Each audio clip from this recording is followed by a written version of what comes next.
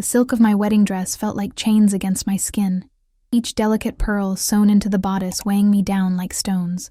This was to be the day I surrendered, not just my hand, but my very soul, to a man whose eyes held no warmth when they looked upon me. Alpha Thorn wanted a trophy, a political alliance, a body to warm his bed. My name, Ilara, would become nothing more than a whisper, a ghost of who I once was. My father called it duty. My pack called it necessity. I called it a death of a different kind. As I stood in the antechamber of the temple, watching dust motes dance in shafts of sunlight, I practiced the vows that would seal my cage. The words tasted of ash and resignation. My wolf, once proud and vibrant, had grown quiet these past months, as if already mourning our shared fate. They say every she-wolf dreams of finding her true mate, that mystical, perfect match whispered about in ancient stories. But dreams are for those with choices, and I had none. Not when our small pack teetered on the edge of destruction, with only my sacrifice standing between peace and bloodshed. I closed my eyes, feeling the last fragments of hope crumble between my fingers like dried petals. In mere moments, I would walk down that aisle, whisper my goodbyes to freedom, and accept the chains disguised as a marriage bond. But fate, it seems, had written a different story for me. One that began with the thunderous crash of temple doors and the arrival of a man whose very presence seemed to bend reality around him. The Alpha King, Kalen, whose name was both revered and feared throughout the territories. And when his eyes, amber, burning with an intensity that stole my breath, met mine across that sacred space, something ancient and primal awakened within me. My wolf, so long silent, suddenly roared to life, recognizing what my human heart could scarcely believe. Mine, she howled. Ours. In that moment, as the temple fell silent and time itself seemed to pause, I understood that I stood at the crossroads of destiny. What awaited me was not freedom, perhaps, but a different kind of chain, one forged not of duty and sacrifice, but of a bond older than time itself, and somehow, that made all the difference. Before we begin, remember to subscribe to our channel and turn on notifications. Every day, a new story awaits you. Now, let us begin. The silk of my wedding dress felt like chains against my skin, each delicate pearl sewn into the bodice weighing me down like stones. I stood in the antechamber of the temple, watching dust motes dance in the shafts of sunlight that filtered through the stained glass windows. The colors fell across my pale skin, painting me in blues and reds, the colors of Alpha Thorn's clan. Soon, I would belong to him completely. Hold still, my handmaiden Mira whispered, adjusting my veil. The pins are slipping. I fought the urge to tear it all away, the dress, the veil, the flowers woven through my dark hair. Instead, I remained motionless, as I had been taught. Does it matter? I asked, my voice hollow. Whether I look perfect or not, the outcome remains the same. Mira's fingers stilled. Ilara, please. Not today. When else, if not today? I turned to face her, this girl who had been beside me since childhood, who had dried my tears when my father announced my betrothal to Alpha Thorn 6 months ago. Tomorrow I'll be his. My words will no longer be my own. You don't know that, she said, though her eyes told me she believed differently. Beyond the door I could hear the murmurs of the gathering. 200 wolves from the Stone Valley pack had come to witness their alpha take a bride. A political bride. A peace offering. Me. It's time, said my father's voice from the doorway. I turned to see him standing there in his ceremonial robes, the silver emblem of our pack, the Moonfall clan gleaming on his chest. He was a man of medium build, with gray beginning to thread through his dark hair, but his eyes remained sharp. Those eyes had once looked upon me with love. Now they held only determination and the weight of duty. Father, I acknowledged, straightening my spine. I would not break before him. You look beautiful, he said, but the words were mechanical. Alpha Thorn will be pleased. His pleasure has never been my concern, I replied, keeping my voice even. My father's jaw tightened. Ilara, we have discussed this. This union secures our pack's future. The alternative is war, and we cannot withstand the Stone Valley's forces. So you sell your daughter instead. I secure my people's survival, he snapped, then composed himself. Including yours. The silence between us stretched, filled with all I wished to say but knew would change nothing.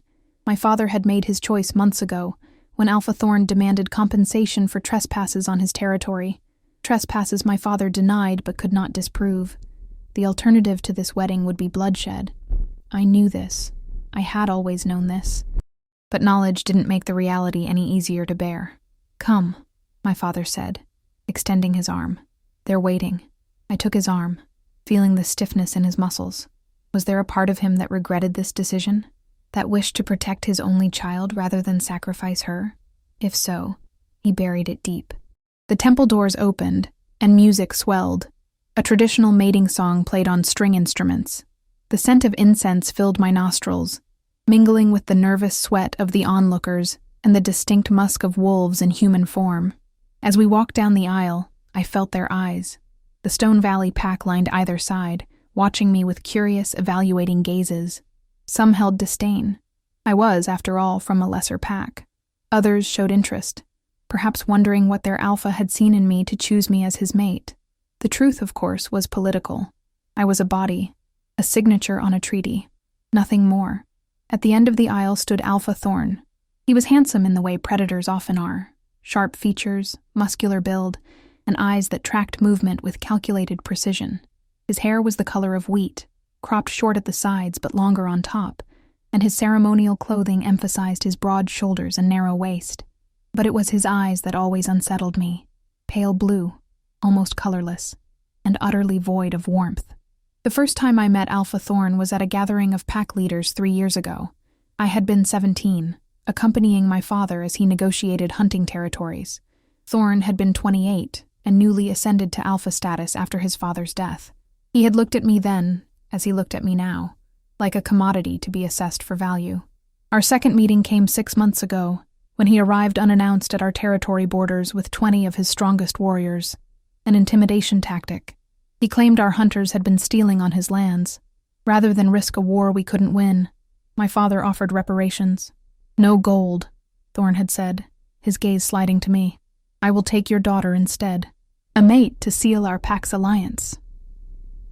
And now, here we were. The culmination of that moment. I reached the altar, and my father placed my hand in Thorn's. The alpha's skin was warm, his grip firm to the point of discomfort. "Who gives this woman to be mated?" asked the elder conducting the ceremony. "I do," my father replied, his voice steady. "William, Alpha of the Moonfall clan, give my daughter, Ilara, to be mated to Alpha Thorn of the Stone Valley pack, with all the rights and responsibilities therein." The formal words echoed in the temple. The elder nodded, satisfied, and my father stepped back, joining my mother in the front row. She had not spoken a word to me this morning. I wondered if her silence was born of guilt or acceptance. "We gather today," the elder began, "to witness the joining of 2 wolves, 2 packs, in the sacred bond of—" The great doors at the end of the temple crashed open. The sound reverberated through the sacred space, cutting the elder's words short. Everyone turned, some rising from their seats, others crouching instinctively into defensive postures. In the doorway stood a man I had never seen before. He was tall, taller than Thorn by several inches, and dressed entirely in black, from his boots to the leather jacket that stretched across impossibly broad shoulders. His hair was black as midnight, falling in waves to just above his shoulders, and his face was beautiful in a brutal way, all sharp angles and unforgiving lines. But it was his eyes that captured me, deep amber, almost golden, and burning with an intensity that seemed to see through flesh and bone to the soul beneath. I felt Thorn's hand tighten around mine, heard his sharp intake of breath. "Kaelin!" he growled, the name emerging like a curse. The tension in the room shifted, thickened. I didn't need anyone to tell me who this man was.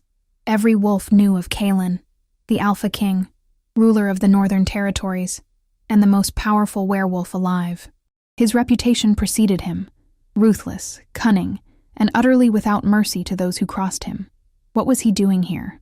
Kaelin stepped into the temple, and 2 figures followed him. A tall, muscular man with a scar running down one side of his face, and a lithe woman whose eyes scanned the room with the focused attention of a predator. "Alpha Thorn," Kaelin said, his voice deep and smooth, like dark honey. "Forgive my interruption of this joyous occasion. The sarcasm in his tone was unmistakable. Thorn released my hand and stepped forward, placing himself between me and the newcomer. "This is a private ceremony, Kaelin. State your business and leave." A low chuckle escaped the Alpha King's throat. "Private? With 200 witnesses? I thought perhaps my invitation was lost." "You were not invited," Thorn spat. "You have no business here." "On the contrary." Kaelin's gaze shifted, moving past Thorn to settle on me. "I believe I have every right to be here." Our eyes met, and something electric shot through me. A jolt of recognition, of awareness so profound it nearly buckled my knees. My wolf, usually so quiet and submissive, suddenly surged forward in my consciousness, clawing and desperate, as if trying to break through my skin to reach this stranger. "Mine," she seemed to howl. "Mine. No, it couldn't be." The stories of true mates were just that. Stories. Fairy tales told to young wolves, promises of a perfect match somewhere in the world. They weren't real. And even if they were, fate would never be so cruel as to reveal mine on the day of my arranged mating to another. Yet I couldn't look away from those amber eyes, couldn't silence my wolf's frantic response to his presence. Kaelin's nostrils flared subtly, and I knew he was scenting the air. Could he sense my reaction to him? Did he feel the same impossible pull? "The ceremony is over," he announced, his gaze still locked with mine. Whispers erupted throughout the temple. Thorn's body tensed, his scent souring with anger and something else. Fear. "You have no authority here," Thorn snarled, though the tremor in his voice betrayed his uncertainty. Kaelin finally tore his gaze from mine to regard Thorn with cold disdain. "I have authority everywhere, pup. Or have you forgotten who rules these lands? The Stone Valley Pack has remained autonomous. By my grace." Kaelin cut him off. "A grace you have exhausted with your recent activities." My father stepped forward then, his face pale. "Alpha King, what is the meaning of this?" Kaelin's expression softened marginally as he looked at my father. "Alpha William, I regret that we meet under these circumstances. I had hoped to reach you before this ceremony took place." "Reach me? For what purpose?" Kaelin gestured to the scarred man beside him, who stepped forward with a leather satchel. From it, he withdrew a scroll bearing an official-looking seal. "Documents," Kaelin explained, detailing Alpha Thorn's systematic encroachment on territories belonging to 7 different packs over the past 2 years, including most recently, yours. My father's brow furrowed. "I don't understand." "It's simple," Kaelin continued, his voice carrying easily through the now silent temple. "Alpha Thorn has been fabricating border disputes, claiming trespasses where none existed, then using these false claims to extort concessions from smaller packs. Land, resources." His gaze flickered to me. "Mates." Gasps echoed through the temple. I felt the blood drain from my face as understanding dawned. The alleged trespasses. They had been manufactured. This entire arrangement, my sacrifice, was based on a lie. Thorn's face contorted with rage. "These are baseless accusations. Where is your proof?" "Here," said the woman accompanying Kaelin, stepping forward with another document. "Testimony from your former beta, who grew a conscience after you ordered the deliberate planting of moonfall scent markers on your territory." My father snatched the document, his hands shaking as he read. "Is this true?" he demanded, looking up at Thorn with fury in his eyes. Thorn's silence was answer enough. "You would have me give my daughter to a man who built his claim on lies?" My father roared, his control slipping, his wolf evident in the flash of his eyes and the elongation of his teeth. "The arrangement stands," Thorn snapped, reaching for my arm and yanking me toward him. "The agreements are signed. She is mine." Pain shot through my arm at his rough handling. A growl, low, threatening, and primal, rumbled through the temple. It took me a moment to realize it had come from Kaelin. "Release her," the Alpha King commanded, his voice layered with power that pressed down on everyone present. Several members of the Stone Valley Pack dropped to their knees, overcome by the force of his dominance. Thorn's grip on my arm tightened. "She belongs to my pack now. You have no claim on her." Kaelin's eyes began to glow, the amber darkening to a molten gold. "I have every claim." And then he was moving. So fast he seemed to blur, crossing the space between us in the span of a heartbeat. One moment Thorn was holding me. The next I was free, watching as the Alpha King lifted Thorn by his throat, holding him aloft as if he weighed nothing. "You know what she is to me," Kaelin growled, his voice distorted by the partial emergence of his wolf. You knew, and still you would take her. Thorn clawed at the hand around his throat, his face reddening. The rumors of your true mate were just that. Rumors. True mate. The words echoed in my mind, confirming what my wolf already knew, what my body had recognized the moment Kaelin entered the temple. This man, this powerful, dangerous Alpha King, was my destined mate. And somehow, Thorn had known. Let him go, I said, surprising myself with the steadiness of my voice. Please. Kaelin's eyes flicked to me, and for a moment, I saw something soften in that harsh gaze. Then, with deliberate slowness, he lowered Thorn to the ground and released him. Thorn collapsed, gasping and clutching his throat. His pack members rushed forward to help him, but he shoved them away, struggling to his feet on his own. This isn't over, he rasped, glaring at Kaelin. It is, Kaelin replied, his tone leaving no room for argument, unless you wish to challenge me directly for her. A dangerous smile curved his lips. Please, do. Even in his rage, Thorn wasn't fool enough to accept that challenge. Everyone knew the stories of what happened to wolves who fought the Alpha King. The Stone Valley pack withdraws, Thorn announced, his voice strained but formal. The proposed mating is dissolved. His cold eyes found mine one last time. You would have been treated well in my pack, Alara. Remember that when you discover what life with him is truly like. With those ominous words, he gestured to his pack members. As one, they began filing out of the temple, their movements stiff with suppressed rage and humiliation. Once they were gone, the tension in the room shifted. Now all eyes were on Kaelin, and me. My father approached cautiously. Alpha King, I owe you my gratitude for exposing this deception. But I must ask, what happens now? What are your intentions toward my daughter? Kaelin's expression was unreadable. My intentions should be clear, given what you've witnessed. Ilara is my true mate. I've come to claim her. A murmur rippled through the remaining guests, members of my own pack, who had come to see me mated to one alpha, only to witness me claimed by another, far more powerful one. And if she doesn't wish to be claimed? My mother spoke up, her voice quiet but firm. Kaelin's gaze locked with mine, a question in those amber depths. Then I would honor her wishes, he said, though the words seemed to cost him. I am not Thorn. I do not take what is unwilling. But we both knew the truth. My wolf was already straining toward him, recognizing what he was to us. Even now, standing feet apart, I could feel the pull between us, like gravity. Alara, my father prompted gently, what do you wish? What did I wish? Moments ago, I had been resigned to a life with a man I neither loved nor trusted, a political pawn in games of power. Now I stood before a different future, one with a man I knew only by reputation, a reputation that spoke of ruthlessness and absolute authority, but who was, according to the oldest laws of our kind, my perfect match. I wish, I began, then faltered. What did I wish? Freedom? Safety? Love? I had never expected any of these things. I wished to understand what this means. Kaelin took a step toward me, then another, until he stood close enough that I could feel the heat radiating from his body. He was so tall I had to tilt my head back to meet his gaze. It means, he said softly, for my ears alone, that you were never meant for him. You were meant for me, as I was meant for you. My heart thundered in my chest. And if I'm not ready, if I need time, a muscle in his jaw ticked, but his voice remained gentle. Then you shall have it. I have waited 29 years to find you, Alara. I can wait a little longer. Relief flooded through me, followed immediately by confusion. This was not what I had expected from the fearsome Alpha King. But, he continued, his voice dropping lower, I would ask that you come with me, to my territory, where I can protect you. Protect me? From what? From Thorn. Kaelin's eyes hardened.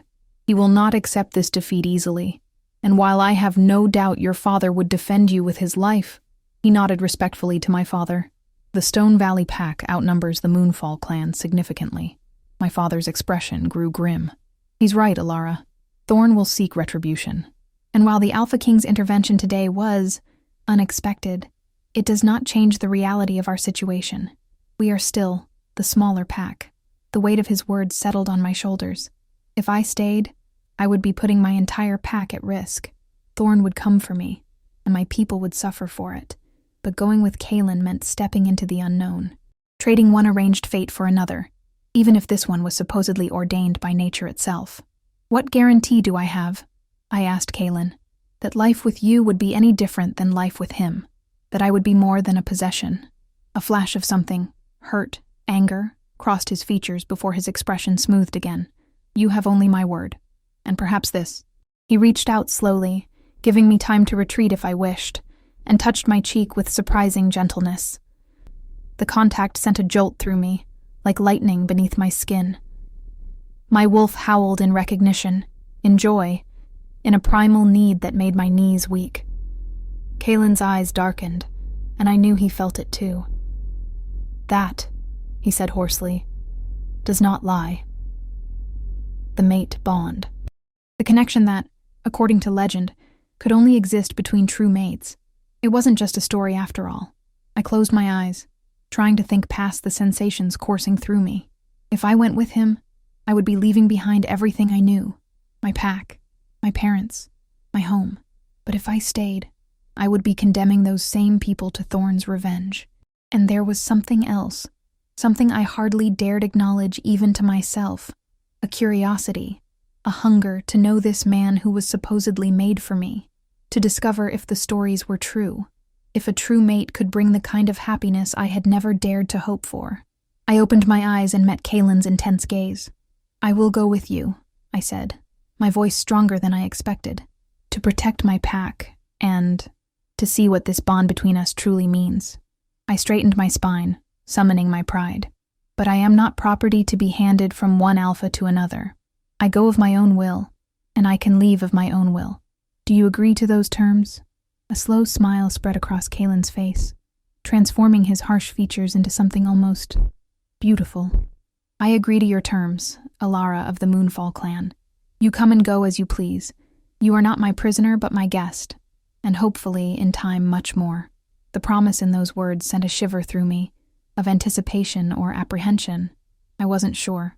Then I will need time to gather my things and say goodbye, I said. Kaylin nodded. Of course.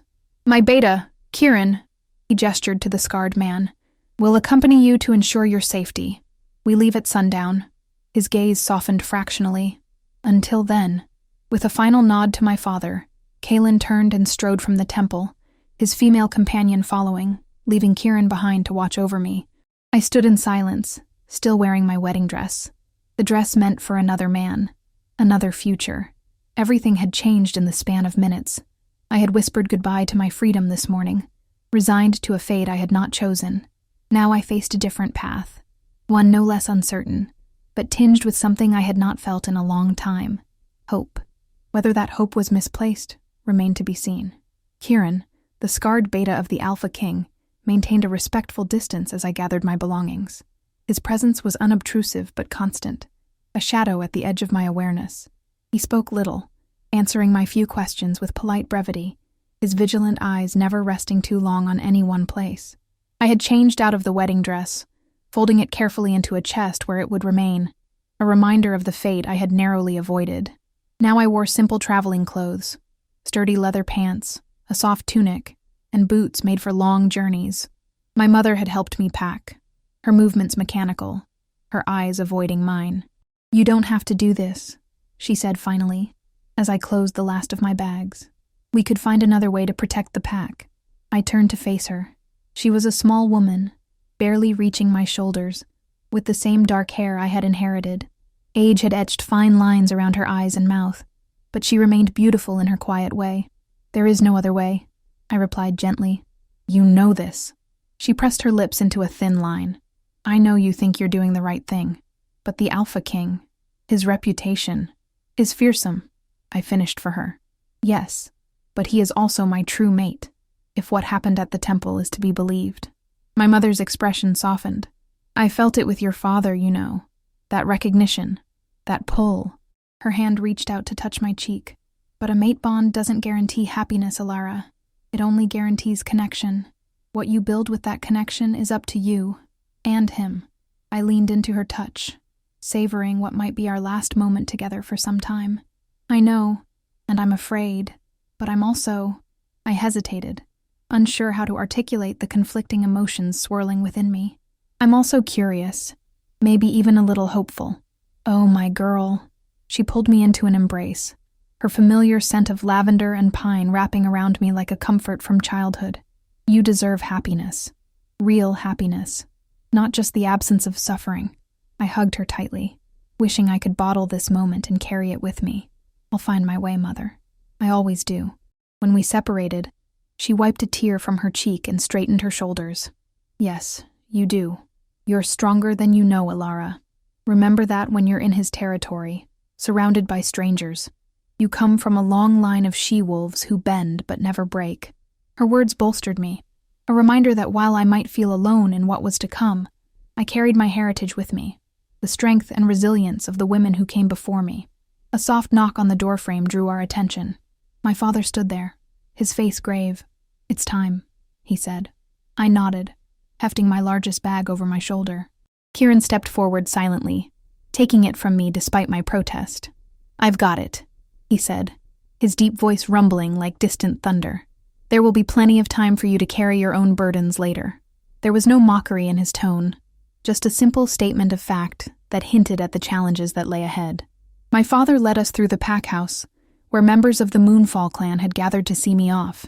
Their faces showed a mixture of emotions: concern, relief, curiosity. Some looked at me with newfound respect. After all, being the true mate of the Alpha King elevated my status far beyond anything my birth pack could have provided. Others, though, showed fear. They were afraid for me, afraid of what my departure might mean for our pack's future relations with both the Stone Valley Pack and the Northern Territories. When we reached the courtyard, I saw him waiting. Kalen stood beside a sleek black vehicle, his powerful frame casual yet alert.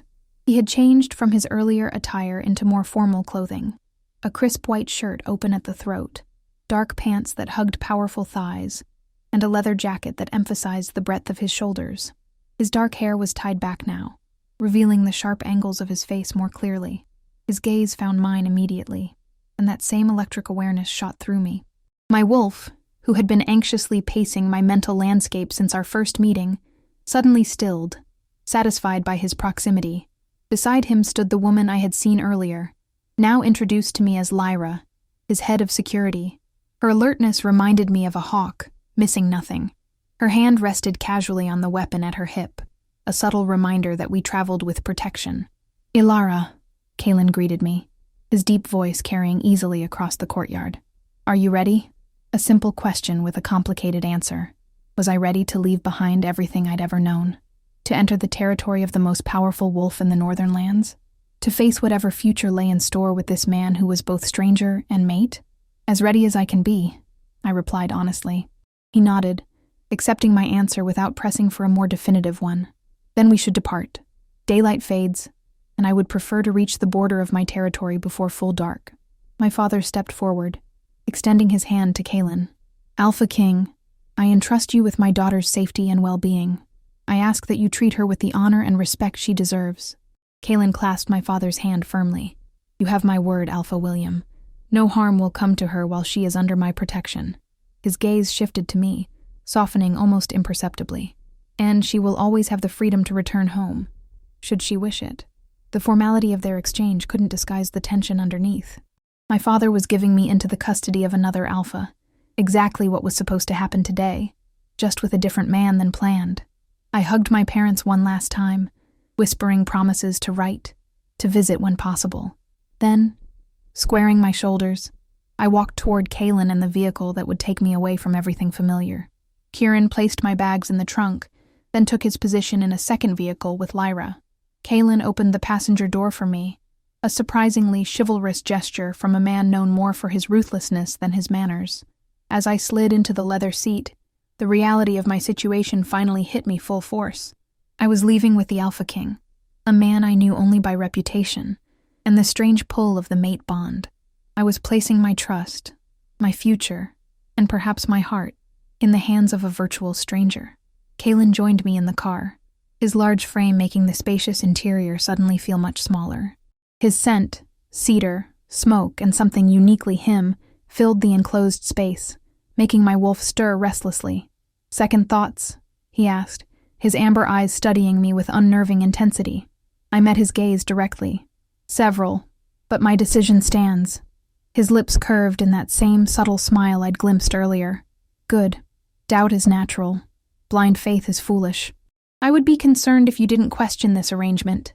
With that, he started the engine, and we pulled away from the only home I'd ever known, my parents growing smaller in the side mirror until they disappeared entirely as we rounded a bend in the road.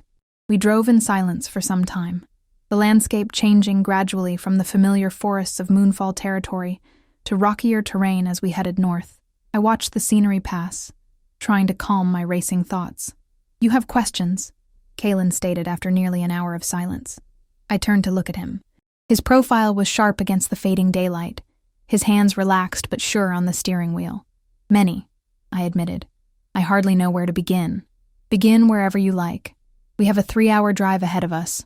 I considered my most pressing concerns. "How long have you known I was your mate?" His jaw tightened slightly. "I sensed your existence years ago. A pull toward something I couldn't identify. But I only confirmed it was you specifically 6 months ago." The timeline caught my attention immediately. 6 months ago, when Thorn came to our territory. Kalen nodded. "News travels in wolf circles. When I heard Thorn had suddenly demanded you as his mate, I became suspicious. I sent scouts to investigate. And what did they discover? That you were, without doubt, my true mate, and that Thorn knew this." His knuckles whitened on the steering wheel. "He wanted you specifically to provoke me." I frowned, trying to make sense of this. "Why would he do that? Why risk angering you?" "Politics," Kalen replied grimly.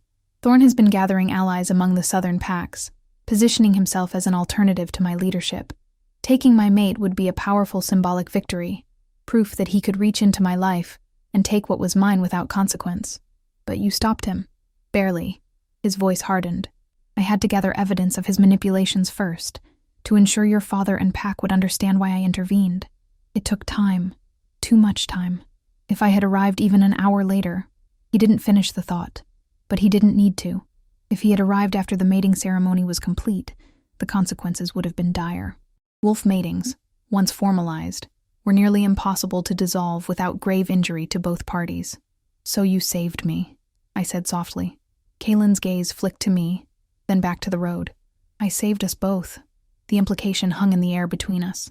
According to the old stories, true mates who were separated by circumstance or choice suffered greatly.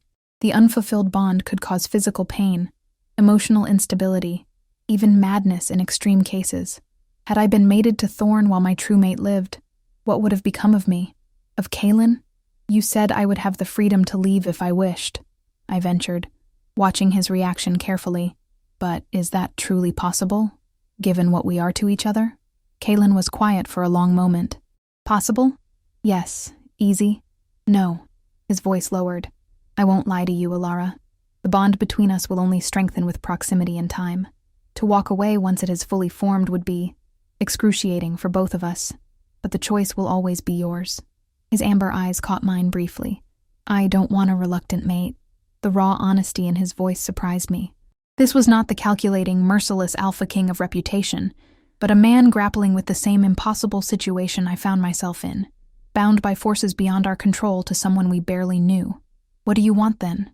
I asked, genuinely curious. A shadow of a smile touched his lips. "Ideally, a partner. Someone who stands with me, not beneath me. Someone who challenges me when I need challenging, and supports me when I need support." He paused. "Someone who sees the man behind the Alpha King." His words stirred something in me. Hope, perhaps, or the dangerous beginnings of attraction beyond the instinctual pull of the mate bond. "And what if I can't be that person?" I pressed. "What if we find we can't stand each other, bond or no bond? Then we negotiate terms that allow us both to live with minimal suffering," he replied pragmatically. "But I suggest we at least attempt to know each other before planning for failure." I couldn't argue with that logic. Fair enough. The car fell silent again, but it was a more comfortable silence now, filled with contemplation rather than tension. Outside, the sun had set fully, leaving us in the velvet darkness of early evening, the headlights cutting a swath through the night. "Tell me about your territory," I said after a while. "What should I expect?" Kalen seemed to relax slightly at the change of topic. The Northern Territories encompass 5 major packs, all under my ultimate authority, though each maintains its own alpha for day-to-day governance. My personal pack, the Night Runners, holds the Central Territory, including the capital city of Ravencrest. And that's where we're going? Ravencrest? He nodded. To my home. It's situated on the edge of the city, with forest on 3 sides and the city on the 4th. Privacy, but with access to all the amenities of modern life. I tried to picture it. And your pack? What are they like? Loyal, strong, diverse. Pride colored his voice. Many come from difficult backgrounds, rejected by their birth packs, survivors of territory disputes, orphans of war. I built my inner circle from wolves who needed a second chance, who understand the value of what we've created together. This, too, contradicted what I'd heard of him. The Alpha King was said to select only the strongest, most ruthless wolves for his pack. That surprises me, I admitted. Your reputation suggests you value strength above all. Kalen's expression darkened. Reputations are useful things. Mine keeps potential enemies cautious and actual enemies afraid. His voice lowered to something dangerous and compelling. But strength comes in many forms, Alara. Not all of them involve teeth and claws. Before I could respond, the car slowed, approaching a checkpoint illuminated by floodlights. Guards in black uniforms straightened as they recognized the vehicle, immediately signaling for the gate to open. We've reached the border of the Northern Territories, Kalen informed me. From here, we're under my protection completely. As we passed through the checkpoint, a subtle change came over him. His shoulders straightened, his jaw set, his entire demeanor shifting from the almost approachable man who had been sharing his thoughts with me to the Alpha King, whose name commanded respect and fear throughout the Wolf Territories. I watched this transformation with fascination and a touch of apprehension, wondering which version was the real Kalen, the thoughtful, surprisingly forthright man from our conversation, or this imposing figure of absolute authority. Perhaps they were both real, I realized, both aspects of a complex man I had only just begun to know. As the lights of Ravencrest appeared on the horizon, glittering like fallen stars against the night sky, I took a deep breath, steadying myself for whatever lay ahead. I had left behind one future today, narrowly escaping a fate chosen for me by others. Now I stood on the threshold of something different, something unknown and terrifying and potentially wonderful. For the first time in my life, despite the pressures of politics and the pull of the mate bond, I felt as though I might actually have a choice in what happened next. And that, more than anything else, gave me the courage to face the coming days in the territory of the Alpha King. The vast estate materialized from the darkness, like a fortress rising from shadow. Ravencrest Manor, Kalen's home, was an imposing structure of stone and glass that clung to the mountainside, modern architecture blending seamlessly with the natural landscape. As our vehicle approached, I noticed guards positioned discreetly around the perimeter, their alert posture softening slightly at the sight of Kalen's car. The front gates opened automatically, and we glided up a winding driveway lined with towering pines. Home, Kalen said simply as the car came to a stop before massive double doors. I peered through the windshield, taking in the scale of the place. It's not what I expected. What did you expect? A medieval castle complete with moat and drawbridge? His lips quirked in that subtle, almost smile. Something less livable, I admitted. Despite its grandeur, there was an undeniable warmth to the place. Soft golden light spilled from windows, and the landscaping, while impeccable, had a natural, organic feel. A tall woman with cropped silver hair and intelligent eyes greeted us as we exited the car. Alpha, welcome home. Her gaze shifted to me, curious, but not unwelcoming. And this must be Alara. Ilara, this is Helena, my head of household and trusted advisor. Anything you need, she can provide or direct you to. Helena showed me to the East Wing suite, an apartment within the manor. A spacious sitting room opened onto a private balcony with a breathtaking view of the surrounding forests. The bedroom beyond featured a bed large enough for 3 people, draped in linens that looked softer than clouds. This is excessive, I murmured as Helena showed me the walk-in closet, already stocked with clothing in my size. The Alpha provided your measurements, Helena explained, a hint of amusement in her tone. He wanted to ensure you had everything you might need, especially since your departure from your home pack was hastened. Something in her tone made me look at her more carefully. You've known him a long time, haven't you?" Helena's expression softened. "Since he was a boy. I served his father before him." She hesitated, then added, "He is not what rumors make him out to be." "And what is he then?" "A good man carrying the weight of tremendous responsibility. A leader who puts the welfare of his packs above his own comfort." Her eyes, keen with wisdom, studied me. "And a wolf who has waited a very long time to find his mate." After a luxurious bath, I dressed for dinner in a simple navy dress from the closet. Helena escorted me through corridors adorned with art that blended traditional wolf symbology with modern aesthetics. The dining room was more intimate than I'd expected. Kalen was already waiting, rising as I entered. He'd changed into dark slacks and a charcoal sweater that made his amber eyes appear even more striking by contrast. His gaze tracked my entrance, his expression shifting subtly as he took me in. "Ilara," he greeted, his voice a low rumble that seemed to reach inside me. "You look beautiful." As I sat, I caught his scent, stronger now that he was freshly showered. My wolf stirred, pushing against my skin as if trying to get closer to him. "What happens now, Kalen?" I asked after the first course arrived. "What exactly is my position here?" He set down his spoon, considering me with those penetrating eyes. "Your position is whatever you wish it to be, within reason.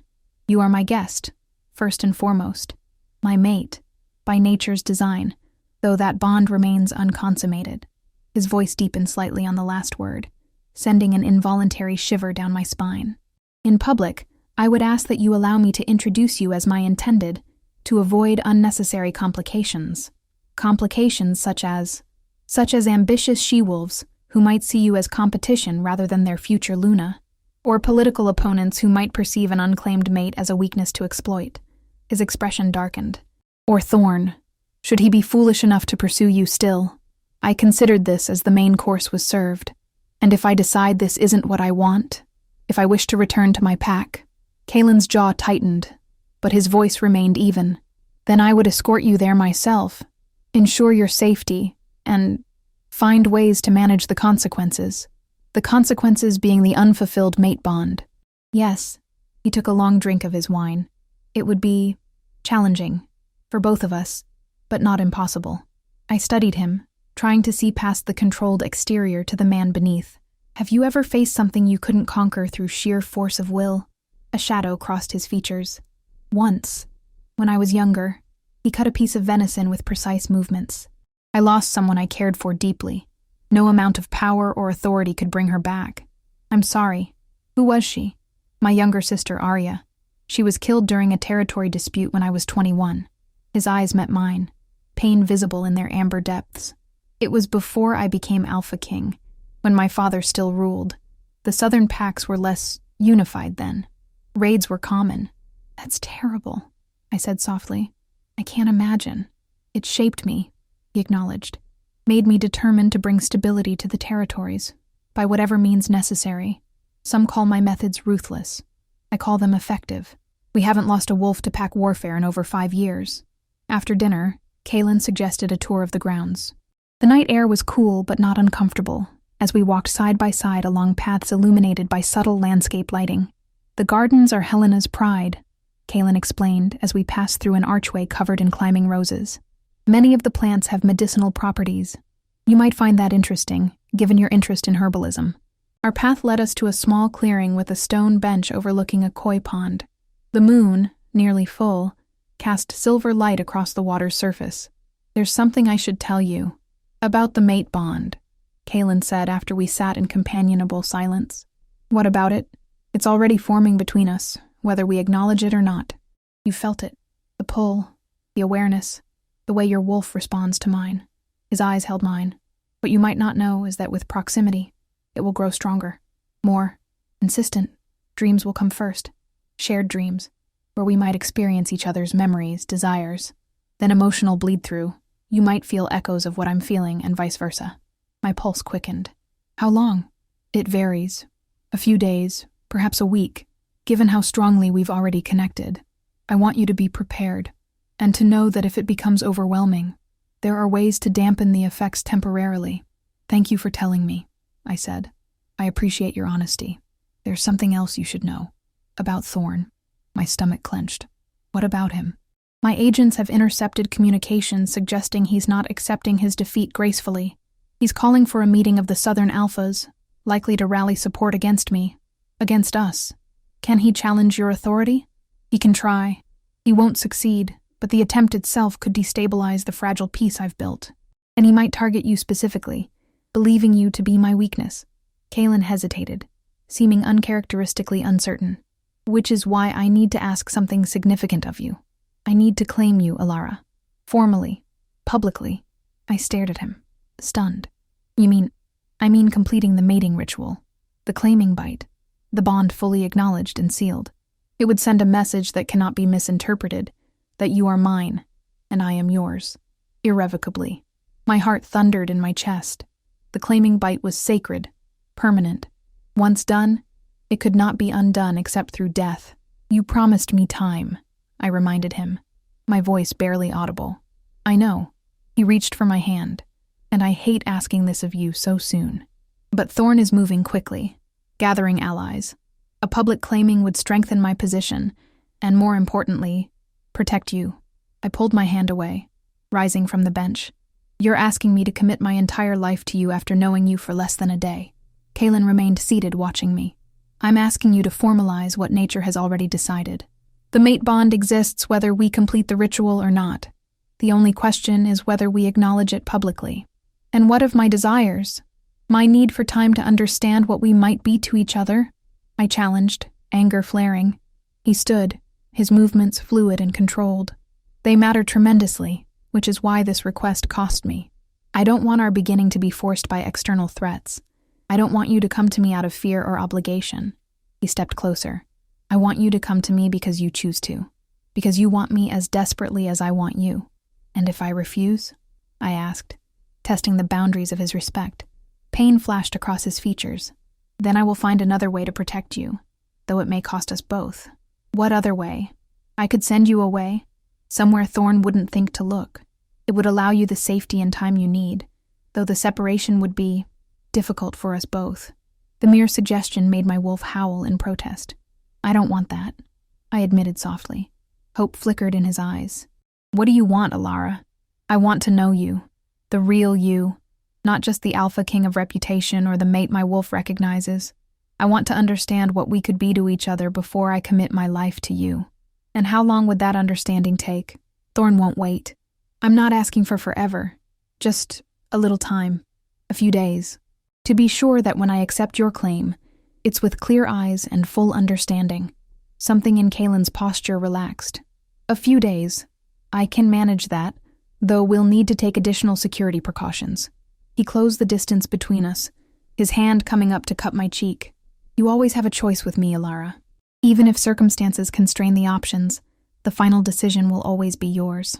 I leaned into his touch. Thank you. May I kiss you? He asked, his voice a rumble that vibrated through me. Yes, I whispered. Kaelin leaned down, his lips meeting mine with restrained passion. The contact sent electricity racing through me, my wolf surging forward with joyful recognition. His scent enveloped me as his arms encircled my waist, drawing me closer. When we finally separated, both breathing heavily, his eyes had shifted to their wolf aspect. Amber darkening to molten gold, pupils elongated. Forgive me, he murmured, blinking to return them to normal. You affect me more strongly than I anticipated. I reached up, tracing the line of his jaw with tentative fingers. Don't apologize. I feel it too. A smile transformed his face, revealing a glimpse of the man he might have been in a different life, unburdened by leadership. 3 days passed in a rhythm that gradually became familiar. Mornings I spent exploring the manor and grounds, sometimes with Lyra, other times with Kieran as my shadow. Afternoons found me in the extensive library, where Kaelin would join me for conversations ranging from werewolf politics to literature to childhood memories. Evenings belonged to Kaelin exclusively. We dined together, walked in the gardens, or sat before the fire in his study. Each interaction revealed another layer of the complex man behind the Alpha King's facade. I learned that he played chess with brutal efficiency, but could spend hours contemplating a single painting, that he preferred simplicity in his personal spaces despite the grandeur of his public rooms, that he remembered the names of every staff member in his household, from the head chef to the youngest gardener's assistant. The mate bond strengthened daily, just as he had warned. On the second night, the dreams began. Vivid, shared visions where I experienced fragments of his past, and he glimpsed pieces of mine. I woke from one such dream, with tears on my cheeks, having witnessed the moment young Kalen discovered his sister's body after the raid. He came to me then, appearing at my door as if summoned by my distress, his own eyes haunted by the shared memory. We didn't speak of what we'd seen. We simply held each other until dawn, offering comfort without words. By the third day, I could sense echoes of his emotions, determination as he reviewed reports, satisfaction when a negotiation concluded favorably, contentment when we sat together in silence, and always, simmering beneath everything else, desire for me. On the evening of the third day, Kalen received news that changed everything. Thorn had moved faster than anticipated, convincing 3 Southern Alphas to support his challenge. They were massing forces at the southern border, a clear provocation that could not be ignored. "I have to address this personally," Kalen told me as we stood in his study, a map spread across his desk. "I'll leave at dawn with Kieran and half the elite guard." Fear clutched at my heart. "Is it dangerous?" His eyes met mine, honest as always. "Potentially. Thorn is desperate and humiliated, a dangerous combination. But I've faced worse." "How long will you be gone?" 3 days? Perhaps 4. No longer." He reached for my hand. "Lyra will remain here with the rest of the guard. You'll be safe." I squeezed his fingers. "I'm not worried about my safety. I'm worried about yours." Something softened in his expression. "Are you?" "Of course I am. I've grown fond of you these past days." A smile tugged at his lips. "Fond. Such a careful word." I flushed. "What would you prefer?" He pulled me closer. "I'd prefer the truth, Alara. Whatever it may be." I looked up at him. This complex man who had upended my life and somehow become essential to it. The mate bond hummed between us, but what I felt went beyond instinctual connection. I had come to admire his integrity, his dedication, the glimpses of tenderness beneath his formidable exterior. "I'm falling in love with you," I confessed quietly. "Not just because of the bond, but because of who you are." The man behind the Alpha King. His eyes darkened. "Say it again." "I'm falling in love with you, Kalen." With a growl, he claimed my mouth in a kiss that left no doubt about his own feelings. His control frayed as his hand slid down my back, pulling me flush against him. When we finally broke apart, Kalen rested his forehead against mine. "I've loved you since the moment I scented you in that temple," he admitted hoarsely. "My mate, my equal, my heart." "Then come back to me," I whispered. "Promise me, always." He brushed his lips across mine. "Nothing could keep me from returning to you." I took a deep breath, suddenly certain. "Claim me, Kalen. Tonight. Before you go." He pulled back slightly, searching my face. "Are you certain? You wanted time. I've had enough time to know my own mind." I interrupted. "I don't want to wait any longer. I don't want you facing Thorn without the bond between us fully formed." "It would give me an advantage," he acknowledged. "The completed bond strengthens an alpha. But I don't want you making this decision out of fear. This is forever." I cupped his face between my palms. "I'm making this decision because I love you, and because I choose you, as you've chosen me. I want to be yours. Completely." The last of his hesitation melted away, replaced by raw love and need. He led me to his private quarters, closing the door behind us as the atmosphere shifted, charged with anticipation and desire too long denied. What followed was a dance of discovery, each touch igniting flames that consumed thought and left only sensation. He was both gentle and fierce, his strength tempered by reverence as he worshipped every inch of me. When we finally joined, the mate bond flared between us with blinding intensity. I felt his pleasure as my own, our emotions merging until it was impossible to tell where I ended, and he began. "Mine," he growled against my throat, his teeth grazing the sensitive spot where my neck met my shoulder. "Yours," I gasped, arching beneath him. "Always yours." His teeth sank into my flesh at the moment of our shared release, the claiming bite sending electricity racing through my veins. Instinct took over as I turned my head and bit down on the corresponding spot on his neck, tasting his blood as he tasted mine. The bond snapped into place with finality, binding us together as mates in the most ancient and sacred ritual of our kind. Power surged between us, his strength flowing into me as mine flowed into him, creating something greater than either of us alone. When the intensity finally subsided, we lay together, limbs entangled, the bond humming contentedly between us. I could feel Kaylin's emotions as clearly as my own: satisfaction, joy, fierce protectiveness, and beneath it all, a love so profound it stole my breath. "I feel you," I whispered, awed by the connection. Inside me, part of me, he traced lazy patterns on my bare shoulder. "And I you. It will always be this way now. Distance may dim the intensity, but the connection remains." I propped myself up on one elbow, studying the face that had become so dear to me in such a short time. "Will this help you against Thorn?" "Yes. The bond gives me additional strength, additional focus, and—" He hesitated, his fingers tracing the mark on my neck, still tender from his bite. "He'll know immediately that you've been claimed. The scent of a mated pair is distinctive, unmistakable. It should be enough to make him reconsider any plans to use you against me." "Good." I leaned down to kiss him softly. "Come back to me, Kaylin. That's all I ask." His arms tightened around me. Wild horses couldn't keep me away. We spent the night learning each other's bodies, minds, and hearts, the bond growing stronger with each touch, each whispered confession. By dawn, when Kaylin reluctantly rose to prepare for his departure, I felt as though I'd known him a lifetime rather than days. I stood on the steps of Ravencrest Manor, wrapped in Kaylin's jacket against the pre-dawn chill, as he prepared to leave. Kieran and 20 elite guards waited on horseback, faster and less detectable than vehicles for the mission ahead. Kaylin pulled me into a final embrace, his lips finding mine in a kiss that promised both passion and return. 4 days at most, he murmured against my hair. "I'll be counting the hours," I replied, trying to sound brave despite the fear that clawed at my throat. The newly formed bond made the prospect of separation physically painful, a dull ache already building in my chest. Kaylin mounted his horse, a massive black stallion that seemed perfectly matched to its powerful rider. He looked every inch the Alpha King now, clad in tactical gear, his face set in lines of determination. "Be safe, my love," I called as he turned to go. He looked back, his amber eyes finding mine one last time. "Always." I watched until they disappeared into the forest, the mate bond stretching between us like a golden thread. Then I returned to the manor, to wait and hope and trust in the strength of the wolf I had chosen as my own. 3 days passed in anxious anticipation, though I could feel Kaylin's presence through the bond, determined, focused, occasionally flaring with the heat of battle. The distance muted the details.